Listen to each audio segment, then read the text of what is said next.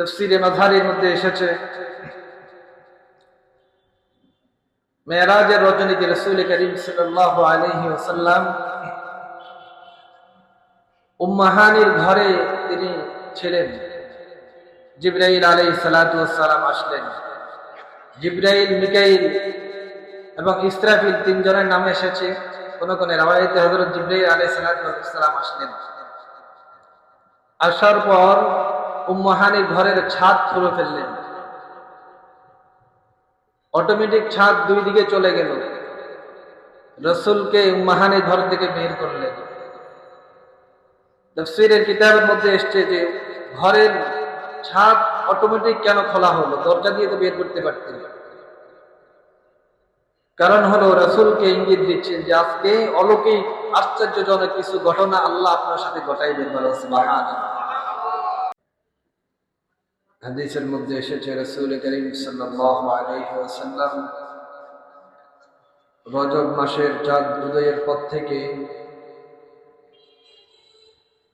এই দুই মাসের বরকত এবং রমজান মাস পর্যন্ত আল্লাহ যেন হায়াত বাড়িয়ে দেন, এই জন্য রাসূল করিম সাল্লাল্লাহু আলাইহি ওয়াসাল্লাম আল্লাহর কাছে দোয়া করতেন।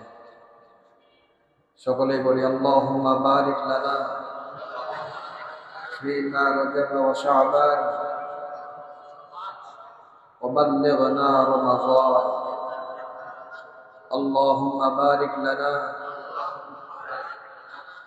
فيما رجب وشعبان وبلغنا رمضان। আল্লাহ রাসূল সাল্লাল্লাহু আলাইহি ওয়াসাল্লাম আল্লাহর কাছে দোয়া করতেন, আল্লাহ রজব মাস এবং শাবান মাসে তুমি পরিপূর্ণ বরকত দান করো, আমলের মধ্যে বরকত দান করো, হায়াতের মধ্যে বরকত দান করো এবং আমাদেরকে রমজান মাস পর্যন্ত আল্লাহ তুমি পৌঁছে দাও। রমজান মাসের কাছাকাছি আমরা এসে গেছি, হে আল্লাহ তুমি আমাদেরকে রমজান মাস থেকে মাহরুম করো। প্রসিদ্ধ যে মঠটি সেটি হলো রজব মাসের ২৭ তারিখে রাসূল সাল্লাল্লাহু আলাইহি ওয়াসাল্লামের মেরাজ সংঘটিত হয়েছে। মেরাজ সম্পর্কে আমাদের কিছু ধারণা থাকা দরকার, কারণ এই মেরাজ মাধ্যমে আল্লাহ পাক রব্বুল আলামিন আমাদের রাসূলকে সম্মানিত করেছেন। এই মেরাজ এমন একটি গুরুত্বপূর্ণ বিষয়, এর মাধ্যমে আল্লাহ পাক রব্বুল আলামিন আমাদেরকে শ্রেষ্ঠ ইবাদত নামাজ আল্লাহ তাআলা দান করেছেন এবং এই মেরাজের মধ্যে এই উম্মতের জন্য ফজিলত রয়েছে, সম্মান রয়েছে। তাফসীরের কিতাবের মধ্যে এসেছে রাসূল করিম সাল্লাল্লাহু আলাইহি ওয়াসাল্লাম কে বেশি সহযোগিতা করতেন দুইজন। একজন হলো হযরত খাদিজা রাদিয়াল্লাহু তাআলা আনহা, আর একজন ছিলেন রাসূলের চাচা আবু তালেব। উভয়জন রাসূলের পাশে যে কোনো মুসিবতে বিপদে আপদে সাহায্যের হাত বাড়িয়ে দিতেন যে কোনো অবস্থাতে। এই দুইজন ব্যক্তি একই বছর ইন্তেকাল করেন। আল্লাহ রাসূল সাল্লাল্লাহু আলাইহি ওয়াসাল্লাম অনেক পেরেশান হয়ে গেছেন। যে বছর হযরত খাদিজা এবং রাসূলের চাচা ইন্তেকাল করেন, ওই বছরকে বলা হয় ইয়ামুল হযন।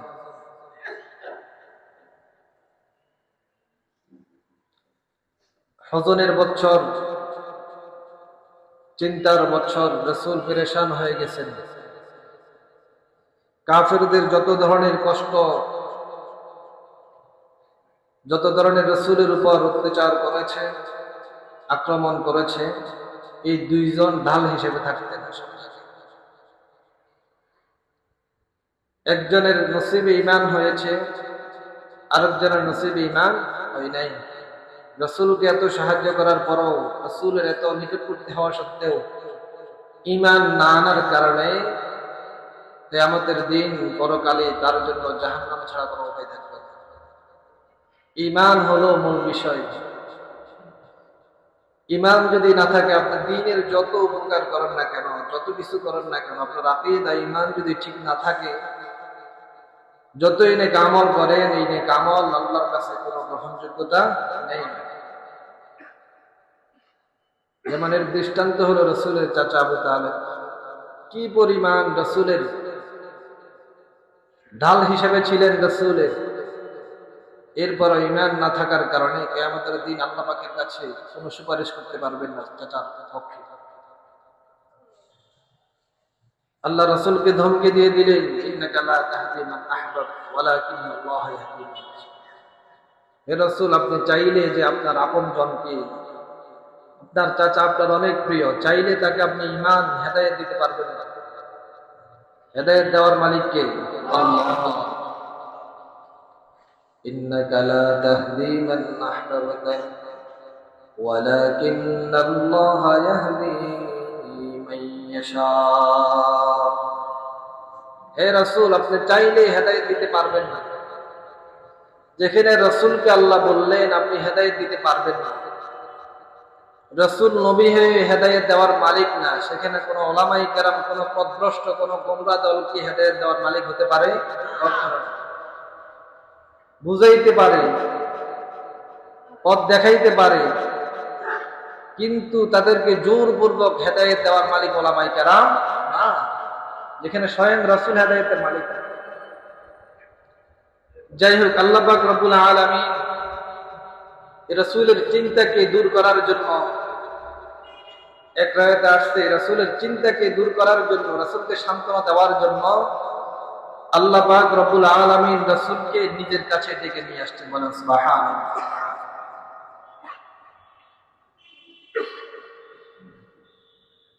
এবং তাফসীরের কিতাবের মধ্যে আসছে রাসূলকে সম্মানিত করার জন্য, রাসূলকে অন্যান্য নবীদের উপর মর্যাদাবান বানানোর জন্য আল্লাহ পাক রব্বুল আলামিন রাসূলকে মিরাজ এবং ইসরা দান করেছেন। তাফসীরে মাযহারের মধ্যে এসেছে মিরাজের রজনীতে রাসূল করিম সাল্লাল্লাহু আলাইহি ওয়াসাল্লাম উম্মাহানির ঘরে তিনি ছিলেন। জিবরাইল আলাইহিস সালাতু ওয়াস সালাম আসলেন। জিবরাইল, মিকাইল এবং ইসরাফিল তিনজনের নামে এসেছে। কোন কোন রাওয়ায়াতে হযরত জিবরাইল আলাইহিস সালাতু ওয়াস সালাম আসলেন। আসার পর উম্মাহানির ঘরের ছাদ খুলে ফেললেন। অটোমেটিক ছাদ দুই দিকে চলে গেল। রাসূলকে উম্মাহানির ঘর থেকে বের করলেন। তাফসীরের কিতাবের মধ্যে এসেছে যে ঘরের ছাদ অটোমেটিক কেন খোলা হলো, দরজা দিয়ে তো বের করতে পারতেন। কারণ হলো রাসূলকে ইঙ্গিত দিচ্ছেন যে আজকে অলৌকিক আশ্চর্যজনক কিছু ঘটনা আল্লাহ আপনার সাথে ঘটাইবেন। বলেন সুবহানাল্লাহ। উম্মাহানির ছাদকে খুলে দিয়ে রাসূলকে বের করলেন, আবার অটোমেটিক ছাদ লেগে গেল। এই অবস্থা থেকে রাসূলকে ইঙ্গিত দিচ্ছেন যে আজকে অলৌকিক আশ্চর্যজনক কিছু ঘটনা আল্লাহ আপনার সাথে করবেন। এর জন্য প্রাথমিকভাবে ভূমিকা হিসেবে উম্মাহানির ঘরের ছাদকে আল্লাহ তাআলা সরিয়ে দিয়েছে। রাসূল করিম সাল্লাল্লাহু আলাইহি ওয়াসাল্লামকে জিবরাইল আলাইহিস সালাতু ওয়াস সালাম সেখান থেকে নিয়ে হাতিমে কাবাতে বসাইলেন। রাসূল সেখানে ঘুমিয়ে পড়লেন, আবার জাগ্রত করলেন। এক পর্যায়ে জিবরাইল আলাইহিস সালাতু ওয়াস সালাম রাসূলের বক্ষকে বিদীর্ণ করলেন, হার্ট সার্জারি করলেন। সর্বপ্রথম পৃথিবীতে প্রথম হার্ট সার্জারি যেটা, সেটা রাসূলকে আল্লাহ পাক রব্বুল আলামিন জিবরাইলের মাধ্যমে করেছেন। বলেন সুবহানাল্লাহ। ওখান থেকে আবিষ্কার যে হার্ট সার্জারি করার পর মানুষ জীবিত থাকে। রাসূলের এই হার্টকে 4 বার সার্জারি করা হয়েছে। কয়বার? 4 বার। একবার যখন রাসূল করিম সাল্লাল্লাহু আলাইহি ওয়াসাল্লাম দুধ মায়ের ঘরে ছিলেন ছোট অবস্থায়, তখন একবার রাসূলের হার্টকে, কলবকে জমজমের পানি দিয়ে ধুয়ে পরিষ্কার করে নূর এবং হিকমতের দিয়ে আল্লাহ তাআলা রাসূলের এই কলবকে ভরপুর করে দিয়েছেন। দ্বিতীয়বার রাসূলের বয়স যখন 20 বছর হলেন, তখন একবার রাসূলের কলবকে এভাবে হার্ট সার্জারি করে রাসূলের কলবকে পরিষ্কার করলেন। তৃতীয়বার যখন 40 বছর নবুয়তের আগে, নবুয়ত দেওয়ার আগ মুহূর্তে রাসূলের, যখন রাসূল গারে হেরার মধ্যে ছিলেন, ওই সময় রাসূলের শক্তে সদর যেটাকে বলা হয়, রাসূলের সেনাকে, হার্টকে বের করে জিবরাইল আলাইহিস সালাতু ওয়াস সালাম পরিষ্কার করে দিলেন। চতুর্থবার হয়েছে মেরাজের আগে। মেরাজের সময়, মেরাজের রজনীতে রাসূল করিম সাল্লাল্লাহু আলাইহি ওয়াসাল্লামের চতুর্থবার রাসূলের এই বুককে, হার্টকে বের করে জমজমের পানি দিয়ে ধুয়ে আল্লাহ পাক রব্বুল আলামিন হিকমত এবং নূর দিয়ে রাসূলের কলবকে ভরপুর করে দিয়েছেন। আর ওই সময়ে নবুয়তের মোহর ওই সময় মেরে দেওয়া হয়েছে। সুবহানাল্লাহ। তাফসীরের কিতাবের মধ্যে আসছে, জমজমের পানি দিয়ে কেন ধুলেন? জান্নাতের অনেক নহরের পানি দিয়ে ধুতে পারতেন। আল্লাহ পাক রব্বুল আলামিন জমজমের পানিকে জান্নাতের নহরের পানির চাইতে জমজমের পানিকে দামি বানিয়েছেন। জমজমের পানিকে আল্লাহ পাক এত সম্মানিত করেছেন, এত দামি বানাইছেন। রাসূল করিম সাল্লাল্লাহু আলাইহি ওয়াসাল্লামকে যখন সবকে সদর রাসূলের কলবকে ধুয়ে নূর এবং হিকমতে ভরপুর করে দিলেন, এরপর জিবরাইল আলাইহিস সালাতু ওয়াস সালাম রাসূলকে বললেন, ইয়া রাসূলুল্লাহ, আল্লাহ পাক রব্বুল আলামিন আপনার সাথে, আপনাকে আজকে সফর করাইবেন। প্রথম সফর হবে আপনার বাইতুল মুকাদ্দাস পর্যন্ত, এরপর বাইতুল মুকাদ্দাস থেকে আল্লাহর আরশ আযীম পর্যন্ত আপনাকে আজকে রাতে আল্লাহ আপনাকে সফর করাইবেন। রাসূল করিম সাল্লাল্লাহু আলাইহি ওয়াসাল্লাম হাদিসের মধ্যে ইরশাদ করেন, এখানে দুইটা অংশ, একটা হচ্ছে মেরাজ আর একটা হলো ইসরা।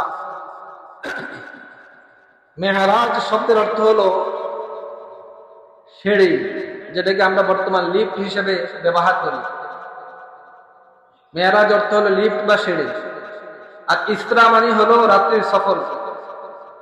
রাসূলের এখানে দুইটা সফর, একটা হলো বাইতুল্লাহ থেকে, হারাম থেকে বাইতুল মুকাদ্দাস পর্যন্ত, এই সফরকে বলা হয় ইসরা, যেটা সূরা বনী ইসরাঈলের মধ্যে শুরুতে আল্লাহ পাক স্পষ্টভাবে আলোচনা করেছেন। বাইতুল মুকাদ্দাস থেকে সাত আসমান পর্যন্ত যে সফর হয়েছে সেটাকে বলা হয় মেরাজ। মেরাজের আলোচনা যদিও নাকি কোরআনের মধ্যে স্পষ্ট নেই, ইঙ্গিত ভাবে সূরা নাজমের মধ্যে এসেছে, সুম্মা দানা ফাতাদাল্লা ফাকানা কাবা কাউসাইনি আও আদনা। স্পষ্টভাবে আয়াতের মধ্যে নেই, আয়াতের মধ্যে স্পষ্টভাবে আছে ইসরার ব্যাপার। মক্কা থেকে বাইতুল মুকাদ্দাস পর্যন্ত যে সফরটা করছেন রাসূল, এই ব্যাপারে স্পষ্ট আয়াত আছে। এই জন্য এই সফরটাকে কেউ যদি অস্বীকার করে, কেউ যদি মানে না, অস্বীকার করে, সে সাথে সাথে কাফের হয়ে যাবে। আর যে রাসূলের মেরাজকে, সশরীরে মেরাজকে অস্বীকার করে, সে পথভ্রষ্ট, গোমরাহ, সে বেদাতি, সে ফাসিক, কাফের হবে না। কারণ যেহেতু এটা কোরআনে স্পষ্ট নেই, হাদিসের মধ্যে আসছে স্পষ্ট যে রাসূলের মেরাজ সশরীরে হয়েছে। যাই হোক, রাসূল করিম সাল্লাল্লাহু আলাইহি ওয়াসাল্লাম বলেন, জিবরাইল আলাইহিস সালাতু ওয়াস সালাম জান্নাতি সওয়ারি থেকে একটি সওয়ারি উপস্থিত করলেন, যার নাম হলো বোরাক। বোরাক বারকুন থেকে, বারকুন মানে হলো বিজলি, অর্থাৎ বোরাক বিজলির গতিতে চলতে, এই জন্য বোরাককে বোরাক বলা হয়। বলেন সুবহানাল্লাহ।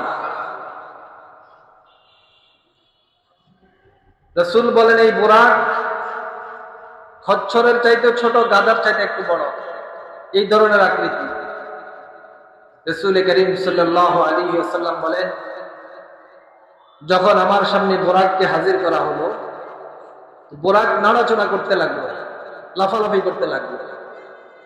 জিবরাইল আলাইহিস সালাতু ওয়াস সালাম তখন এই বোরাককে ডাক দিয়ে বললেন, হে বোরাক, তুমি কি জানো যে তোমার উপর আজকে এমন একজন ব্যক্তি উঠবেন, এমন একজন নবী তোমার উপর সওয়ার হবেন, এর চাইতে দামি নবী, দামি ব্যক্তি আর কখনো তোমার উপর সওয়ার হয়নি। বলো সুবহানাল্লাহ। জিবরাইল আলাইহিস সালাতু ওয়াস সালাম বুরাককে যখন এই কথা বললেন, বুরাক সাথে সাথে শর্মিন্দা হয়ে গেলেন, নড়াচড়া বন্ধ হয়ে গেল।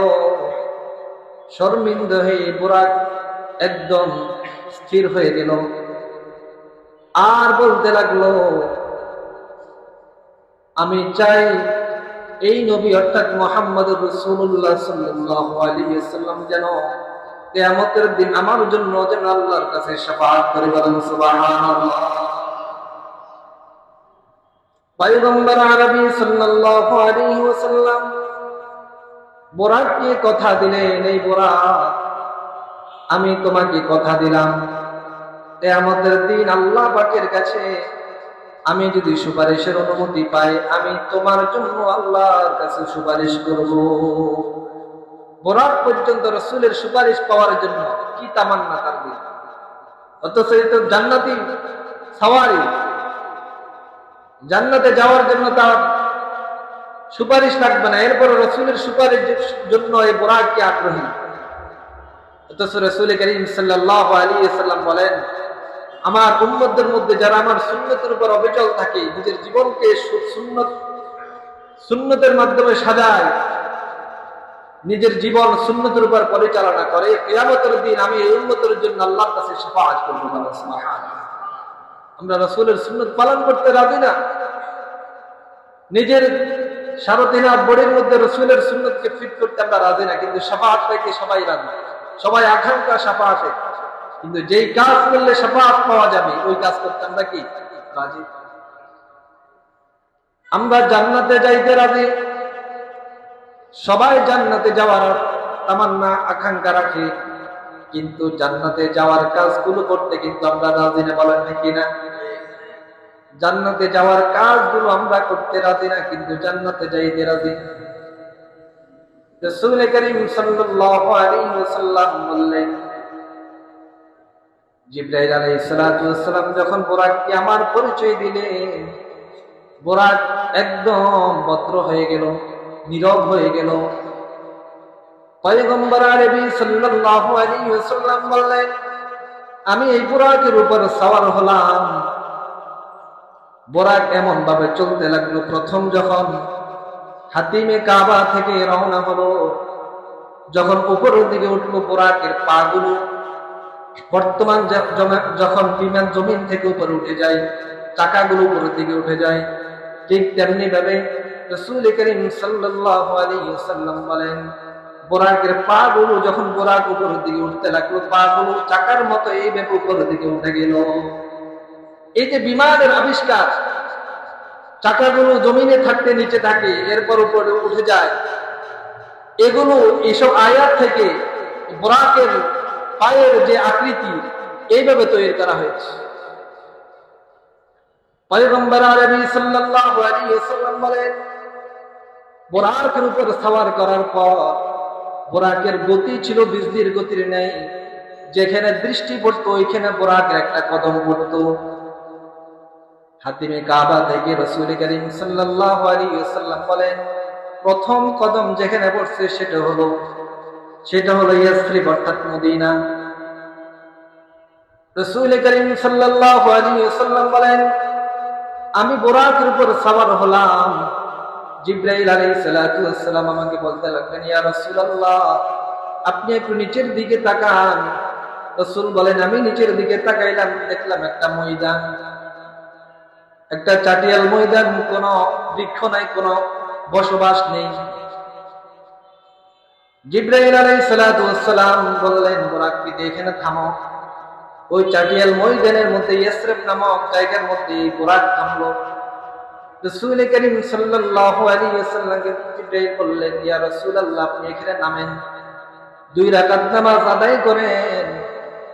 আদায় করার পর রাসূল করিম সাল্লাল্লাহু আলাইহি ওয়াসাল্লাম জিবরাইলকে বললেন, জিবরাইল, এটা কোন জায়গা? জিবরাইল বললেন, ইয়া রাসূলুল্লাহ, এই জায়গার নাম বর্তমানে ইয়াসরিব, কিন্তু কিছুদিন পর যখন আপনি এই জায়গার মধ্যে হিজরত করবেন, তখন সেই জায়গার নাম হবে মদিনাতুর রাসূল। বলেন সুবহানাল্লাহ। ইয়া রাসূলুল্লাহ, এটা এমন জায়গা যে এখানে অল্প কিছুদিনের মধ্যে আপনি হিজরত করে এখানে আসবেন। আল্লাহ পাক রব্বুল আলামিন অগ্রিম আপনার হিজরতের জায়গাটা আপনাকে দেখিয়ে দিলেন। রাসূল করিম সাল্লাল্লাহু আলাইহি ওয়াসাল্লাম মদিনা মুনাওয়ারা, মদিনাতুর রাসূল বা ইয়াসরিব শহরে নামার পর 2 রাকাত নামাজ আদায় করলেন। তাফসীরের কিতাবের মধ্যে লেখে ওই জায়গায় মসজিদে নববী আল্লাহ পাক রব্বুল আলামিন তৈরি করে দিলেন। মুহতারাম হাজিরিন, রাসূল করিম সাল্লাল্লাহু আলাইহি ওয়াসাল্লাম বললেন, এরপর চলতে চলতে নিচের দিকে তাকালাম আর দেখলাম বিশাল একটা পাহাড়। জিবরাইল বললেন, ইয়া রাসূলুল্লাহ, এখানে একটু থামুন। পাহাড়ের উপর নামানো হলো। জিবরাইল বললেন, ইয়া রাসূলুল্লাহ, আপনি এখানে 2 রাকাত নামাজ পড়ুন। রাসূল বললেন, আমি 2 রাকাত নামাজ পড়লাম। আর জিজ্ঞেস করলাম, ইয়া রাসূল জিবরাইল, এটা কোন পাহাড়, কোন জায়গা? জিবরাইল বললেন, ইয়া রাসূলুল্লাহ, এটা হলো তুর পাহাড়, যেখানে হযরত মূসা আলাইহিস সালাতু ওয়াস সালাম সরাসরি আল্লাহর সাথে কথা বলেছেন। বলেন সুবহানাল্লাহ। হযরত মূসা আলাইহিস সালাতু ওয়াস সালাম আল্লাহর সাথে কথা বলছেন, দেখার ইচ্ছা করেছিলেন, কিন্তু আল্লাহ পাক বললেন, হে মূসা, তুমি আমাকে দেখতে পারবে না। তোমার চক্ষুর মধ্যে, তোমার দৃষ্টির মধ্যে এই পাওয়ার নাই যে তুমি আমাকে দেখতে পারবা। দেখতে পারেন না, কিন্তু কথা বলছেন, শুধু আড়াল থেকে কথা হয়েছে, কিন্তু সরাসরি দেখেন নাই। মূসা আলাইহিস সালাতু ওয়াস সালাম বললেন, আল্লাহ, আমি তোমাকে দেখতে চাই। বারবার আল্লাহর কাছে আবদার করলেন। আল্লাহ বললেন, আমার তাজাল্লিতে যদি পাহাড় স্থির থাকতে পারে তবে তুমি আমাকে দেখতে পারবা, আর যদি পাহাড় জ্বলে ছাই হয়ে যায়, মূসা, তুমি আমাকে দেখতে পারবে না। বলেন সুবহানাল্লাহ। এই তুর পাহাড় আল্লাহর তাজাল্লিতে নূরে জ্বলে ছাই হয়ে গেছে। আগুনে জ্বলে ছাই হয়ে এই ছাই না, তার স্থির থাকতে পারে না এই পাহাড়। মূসা আলাইহিস সালাতু ওয়াস সালাম বুঝে বললেন যে আল্লাহকে সরাসরি দেখা যাবে না। এই পাওয়ার আল্লাহ পাক রব্বুল আলামিন মূসাকে দেন নাই, একমাত্র একজনকে দিয়েছেন, তিনি হলেন আমাদের নবী হযরত মুহাম্মদুর রাসূলুল্লাহ সাল্লাল্লাহু আলাইহি ওয়াসাল্লাম। মুহতারাম হাজিরিন, রাসূল করিম সাল্লাল্লাহু আলাইহি ওয়াসাল্লাম বললেন, জিবরাইল আলাইহিস সালাতু ওয়াস সালাম বললেন, এই পাহাড় হলো মূসা আলাইহিস সালাতু ওয়াস সালাম যে আল্লাহর সাথে কথা বলেছেন। এই পাহাড়ের মধ্যে দাঁড়িয়ে আল্লাহর সাথে সরাসরি কথা বলছেন। এরপর রাসূল বলেন, আবার আমরা সামনের দিকে চলতে লাগলাম। সামনের দিকে চলতে চলতে রাস্তার মধ্যে দেখলাম একজন বৃদ্ধা মহিলা, সে পিছন থেকে ডাক দিল। জিবরাইল বললেন, ইয়া রাসূলুল্লাহ, আপনি তার ডাকে সাড়া দিবেন না, সামনের দিকে চলুন। সামনের দিকে চলতে চলতে আবার দেখলাম আরেকজন বৃদ্ধ লোক। রাসূল করিম সাল্লাল্লাহু আলাইহি ওয়াসাল্লামকে বৃদ্ধ লোক ডাক দিল। রাসূল সাড়া দিলেন না, সামনের দিকে চলতে লাগলেন। এরপর আবার কত দূর যাওয়ার পর দেখলেন একজন সুন্দর রমণী। রাসূলকে আবার ডাক দিলেন, রাসূল তার ডাকেও সাড়া দিলেন না, সামনের দিকে চলতে লাগলেন। এরপর কিছু দূর যাওয়ার পর তিনজন বৃদ্ধ লোক রাসূলকে সালাম দিলেন, আসসালামু আলাইকা ইয়া আউয়াল, আসসালামু আলাইকা ইয়া আখির, আসসালামু আলাইকা ইয়া হাশির। এই তিনটা কথা বলে তিনজন লোক রাসূলকে সালাম দিলেন। জিবরাইল আলাইহিস সালাতু ওয়াস সালাম বললেন, ইয়া রাসূলুল্লাহ, তাদের সালামের জবাব দিন। রাসূল করিম সাল্লাল্লাহু আলাইহি ওয়াসাল্লাম এই তিনজন ব্যক্তির ডাকে সাড়া দিলেন। রাসূল জানতে চাইলেন এই তিনজন ব্যক্তিকে। হযরত জিবরাইল আলাইহিস সালাতু ওয়াস সালাম বললেন, ইয়া রাসূলুল্লাহ, এই তিনজন, একজন হলো হযরত ইব্রাহিম আলাইহিস সালাতু ওয়াস সালাম, একজন হলো হযরত ঈসা আলাইহিস সালাতু ওয়াস সালাম, একজন হলো হযরত মূসা আলাইহিস সালাতু ওয়াস সালাম। বলেন সুবহানাল্লাহ। আল্লাহ পাক রব্বুল আলামিন রাসূলকে সালাম দেওয়ার জন্য, রাসূলকে স্বাগতম জানানোর জন্য জলিলুল কদরে 3 পয়গম্বরকে আল্লাহ উপস্থিত করে দিলেন রাস্তার মধ্যে। রাসূল করিম সাল্লাল্লাহু আলাইহি ওয়াসাল্লাম বললেন, আমি জিবরাইলকে জিজ্ঞেস করলাম, জানতে চাইলাম যে বৃদ্ধ মহিলাটাকে দেখলাম, এই লোকটাকে, এই মহিলাটাকে। জিবরাইল বললেন, ইয়া রাসূলুল্লাহ, এই বৃদ্ধা মহিলা হলো সে শয়তান। আপনি তার ডাকে সাড়া দেন নাই, যদি সাড়া দিতেন আপনার উম্মত এই শয়তানের ডাকে সাড়া দিয়ে সবাই গোমরাহ হয়ে যেতে পারে। নাউযুবিল্লাহ। পয়গম্বর আরবি সাল্লাল্লাহু আলাইহি ওয়াসাল্লাম বললেন, জিবরাইল, আমি যে বৃদ্ধ পুরুষকে দেখলাম, যে লোকটাকে দেখলাম, এই লোকটাকে। জিবরাইল বললেন, ইয়া রাসূলুল্লাহ, এই লোকটা হলো দুনিয়ার হায়াত প্রায় শেষ অবস্থায়, বুড়া হয়ে গেছে দুনিয়া। এটা হলো দুনিয়ার অবস্থা। এরপর রাসূল কারীম জানতে চাইলেন, যে সুন্দর রমণী দেখলাম এটাকে? জিবরাইল বললেন, ইয়া রাসূলুল্লাহ, এটা হলো দুনিয়ার চার চিত্র, দুনিয়ার বেহায়াপনা যে মহিলাগুলো আছে, এই হলো সেই মহিলা। আপনি যদি তার ডাকে সাড়া দিতেন, ইয়া রাসূলুল্লাহ, আপনার উম্মত এই বেহায়াপনা মহিলাদের ডাকে সাড়া দিয়ে তারা ধ্বংস হয়ে যেতে বলে। নাউযুবিল্লাহ। ইয়া রাসূলুল্লাহ, আপনি সাড়া দেন নাই। আপনার উম্মতকে আল্লাহ তাআলা সবাইকে গড়ে আপনার উম্মতদেরকে এই বেহায়াপনা নারীদের পিছনে ফালাই দিবেন না, ধোকায় ফালাই দিবে না। ইয়া রাসূলুল্লাহ, আপনি সাড়া দেন না, এই জন্য আপনার উম্মতদেরকে আল্লাহ পাক রব্বুল আলামিন এই বেহায়াপনা নারীদের ধোকায় ফেলে সবাইকে আল্লাহ হালাক করে দিবেন না। মুহতারাম হাজিরিন, রাসূল করিম সাল্লাল্লাহু আলাইহি ওয়াসাল্লাম বলেন, এরপর জিবরাইল আলাইহিস সালাম রাসূলের সামনে তিনটা পান করা গ্লাস রাসূলের সামনে উপস্থিত করলেন। একটাতে ছিল পানি, একটাতে ছিল মদ, একটাতে ছিল দুধ। রাসূল করিম সাল্লাল্লাহু আলাইহি ওয়াসাল্লাম দুধটাকে গ্রহণ করেছেন, পানিও গ্রহণ করেন নাই, মদও গ্রহণ করেন নাই। জিবরাইল আলাইহিস সালাম বললেন, ইয়া রাসূলুল্লাহ, দুধ মানুষের জন্য এমন উপকারী, এটা মানুষের ক্ষুধাও মিটায়, পিপাসাও মিটায়। যদি আপনি মদ গ্রহণ করতেন, আপনার উম্মত নেশায় মাতাল হয়ে যেত। আপনি যদি পানি গ্রহণ করতেন, আপনার উম্মতকে পানি দ্বারা আল্লাহ ডুবিয়ে দিতেন। আপনি দুধ গ্রহণ করছেন, এই জন্য আল্লাহ আপনার উম্মতের জন্য সব দিকে কল্যাণ এবং খাইরের ব্যবস্থা করে রেখেছেন। বলেন সুবহানাল্লাহ। মুহতারাম হাজিরিন, হাদিসের কিতাবের মধ্যে এসেছে, রাসূল করিম সাল্লাল্লাহু আলাইহি ওয়াসাল্লামকে সামনের দিকে যখন চলতে লাগলেন, একটা আবার ময়দানে জিবরাইল আলাইহিস সালাম অবতরণ করাইলেন। বললেন, ইয়া রাসূলুল্লাহ, আপনি এই জমিনে অবতরণ করুন আর আল্লাহর কাছে 2 রাকাত শুকরিয়া নামাজ আদায় করুন। রাসূল করিম সাল্লাল্লাহু আলাইহি ওয়াসাল্লাম বললেন, আমি এই জমিনে অবতরণ করলাম, আল্লাহর দরবারে শুকরিয়া 2 রাকাত নামাজ আদায় করলাম। জিবরাইলকে বললেন, জিবরাইলকে জিজ্ঞেস করলাম, জিবরাইল, এটা কোন জায়গা দেখেন আমাকে অবতরণ করাইছো? জিবরাইল বললেন, ইয়া রাসূলুল্লাহ, এটা হলো এমন জায়গা, যে জায়গায় আল্লাহ পাক রব্বুল আলামিন পিতা ছাড়া হযরত ঈসা আলাইহিস সালামকে মায়ের গর্ভে অর্থাৎ মরিয়মের গর্ভে আল্লাহ দান করেছেন। বলেন সুবহানাল্লাহ। এটা হলো এমন পবিত্র জায়গা, যেখানে আল্লাহ পাক রব্বুল আলামিন পিতা ছাড়া হযরত ঈসা আলাইহিস সালামকে আল্লাহ দুনিয়াতে পাঠাইছে। আল্লাহ পাক ঈসা আলাইহিস সালামকে দুনিয়াতে পিতা ছাড়া পাঠাইছে। এই জন্য ইহুদিরা নাসারা বলে, ওয়াকালাতিন নাসারা মাসীহ ইবনুল্লাহ, নাসারারা বলে যে ঈসা আলাইহিস সালামের পিতা নাই। নাউযুবিল্লাহ, তারা বলে ঈসা আলাইহিস সালাম আল্লাহর পিতা, বলে আল্লাহ ঈসা আলাইহিস সালামের পিতা বলে। নাউযুবিল্লাহ। ঈসা আলাইহিস সালাম আল্লাহর সন্তান, নাসারা বলে। নাউযুবিল্লাহ।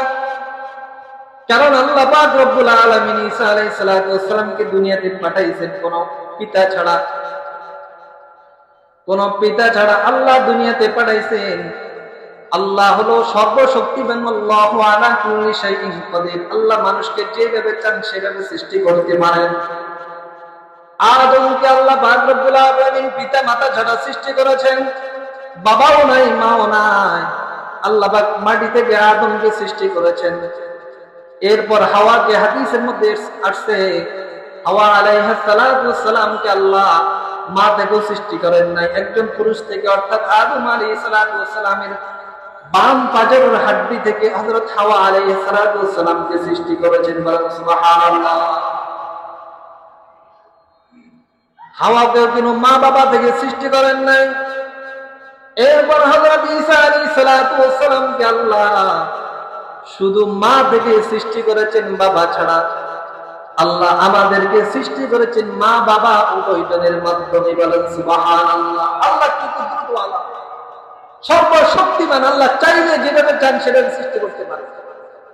মা বাবা ছাড়াও শুধু বাবা দিয়ে, শুধু মা দিয়ে, আবার মা বাবা উভয়জনের মাধ্যমে আল্লাহ চাইলে সৃষ্টি করতে পারে।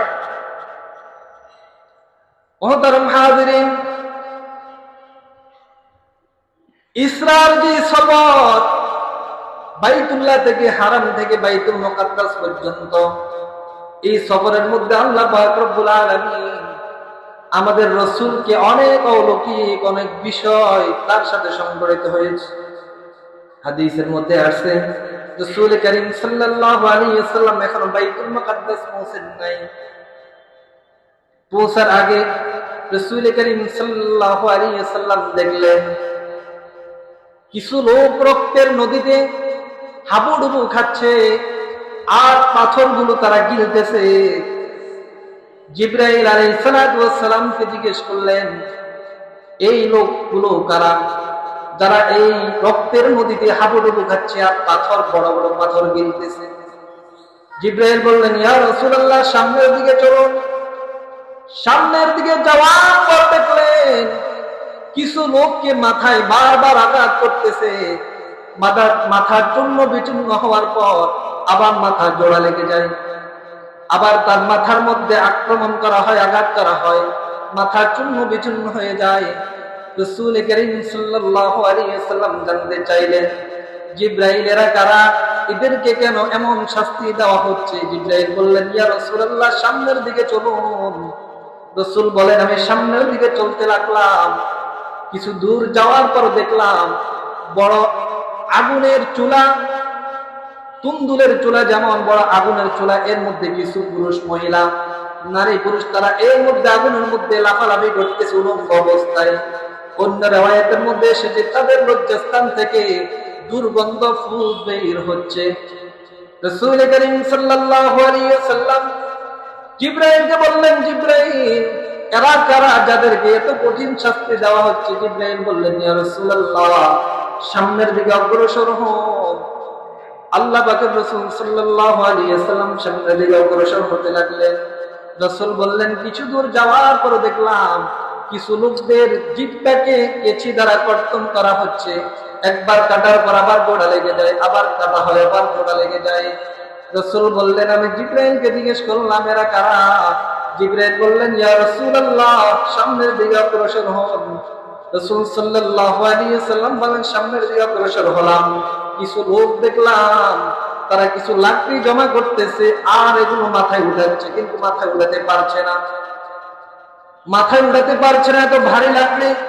আবার তারা আরো কিছু লাকড়ি জমা করেছে, বোঝা আরো ভারী করতেছে, আরো মাথায় নিতে পারছে না, আরো কিছু জমা করতেছে। এভাবে জমা করতে করতে তারা এই বোঝাকে মাথা নিতে পারছে না, এরপর এই বোঝার মধ্যে লাকড়ি আরো বেশি জমা করতেছে। রাসূল করিম সাল্লাল্লাহু আলাইহি ওয়াসাল্লাম এইবার জিবরাইলকে বললেন, জিবরাইল, অনেক তো সফর করলাম, একটু বলো না, এই যে দেখলাম লোকগুলো, এদেরকে বিভিন্ন ভাবে শাস্তি দেওয়া হচ্ছে, কারণ কি? জিবরাইল বললেন, ইয়া রাসূলুল্লাহ, আপনি যে প্রথম দলকে দেখলেন তারা রক্তের নদীতে হাবুডুবু খাচ্ছে আর পাথরগুলো গিলতেছে, এরা হলো দুনিয়ার ওই সমস্ত লোক যারা দুনিয়াতে সুদ খাইত। বলেন নাউযুবিল্লাহ। এরা হলো এমন লোক যারা দুনিয়াতে সুদ খাইত, মানুষের রক্ত চোষা সম্পদ দিয়ে তারা গিলে ফেলতে, এর জন্য তারা এই রক্তের নদীতে পাথর গিলতেছে। রাসূল করিম সাল্লাল্লাহু আলাইহি ওয়াসাল্লাম বলেন, কিয়ামতের দিন যারা সুদখোর হবে, কিয়ামতের দিন তারা কিয়ামতের ময়দানে উঠবে, তাদের এক একটা পেট ভুট্টার মতো হবে, এত বড় হবে, এবং পেটের মধ্যে সবগুলো সাপ এইভাবে লাফাইতে থাকবে। পেটের বাহির থেকে সাপগুলো দেখা যাবে, বলেন নাউযুবিল্লাহ।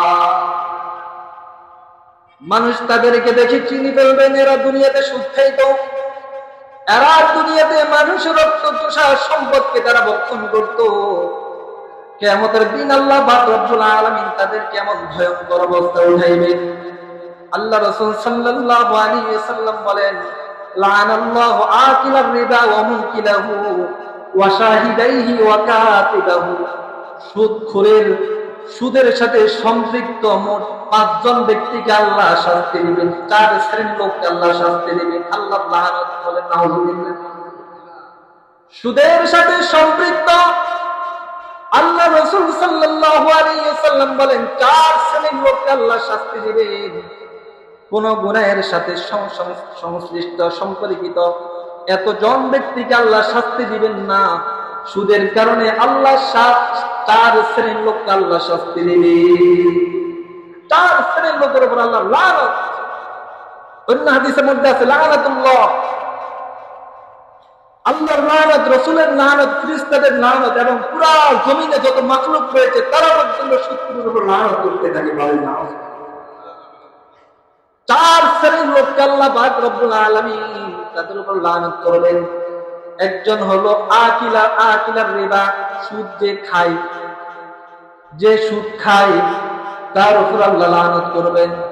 2 নাম্বার হলো মুকিলাহু, যে সুদ খাওয়ায়, সুদ দেয়, আরেকজনকে সুদ খাওয়ার ব্যবস্থা করে দেয়, যে সুদ দেয় তার উপর লানত। ওয়া শাহিদাইহি, সুদি লেনদেনের যে 2 জন ব্যক্তি সাক্ষী থাকবে, আপনি বলবেন আপনি তো সুদ খান নাই, সুদ খাওয়ারও নাই, শুধু সে সুদি লেনদেন করছে, সমিতির মধ্যে থেকে টাকা নিয়েছে, আমি শুধু সাক্ষী ছিলাম। আল্লাহ রাসূল হাদিসের মধ্যে বলেন আপনার উপর লানত, বলেন নাউযুবিল্লাহ। সুদি কারবারে, সুদি লেনদেনে আপনি শুধু সাক্ষী ছিলেন, পয়গম্বর আরবি সাল্লাল্লাহু আলাইহি ওয়াসাল্লাম বলেন আপনার উপর লানত। আরেকজন বলবে আমি তো খাই নাই, খাওয়াই নাই, আমি তো সাক্ষীও ছিলাম না, শুধু সুদি সংস্থার মধ্যে, সুদি ব্যাংকের মধ্যে চাকরি করছি, শুধু লেখালেখি করছি, আমি সাক্ষীও ছিলাম না, আমি খাওয়াই নাই, আমি খাইও নাই। শুধু সুদি সংস্থার মধ্যে আমি চাকরি করছি, শুধু ইন্স্যুরেন্সের মধ্যে আমি চাকরি করছি, শুধু লেখছি আর কিছু করি নাই, শুধু কলম চালাইছি। রাসূল করিম সাল্লাল্লাহু আলাইহি ওয়াসাল্লাম বলেন সুদি কারবারে যে কলম চালায় তার উপর আল্লাহ লানত, বলেন নাউযুবিল্লাহ। 4 জন ব্যক্তির উপর আল্লাহ লানত। সুদ যে খায়, যে খাওয়ায়, যে জীবন সাক্ষী থাকে এবং যে কলম চালায়, লেখে, তাদের কারবার, তাদের কাজগুলো লেখে, শুধু লেনদেনের কিঞ্চিত পরিমাণ সুদি কোনো লেনদেনের কাজ কারবার সে লেখে, শুধু অপরাধ সেটা। যে খায় তার যে গুনাহ, যে লেখে তার একই গুনাহ, বলেন নাউযুবিল্লাহ।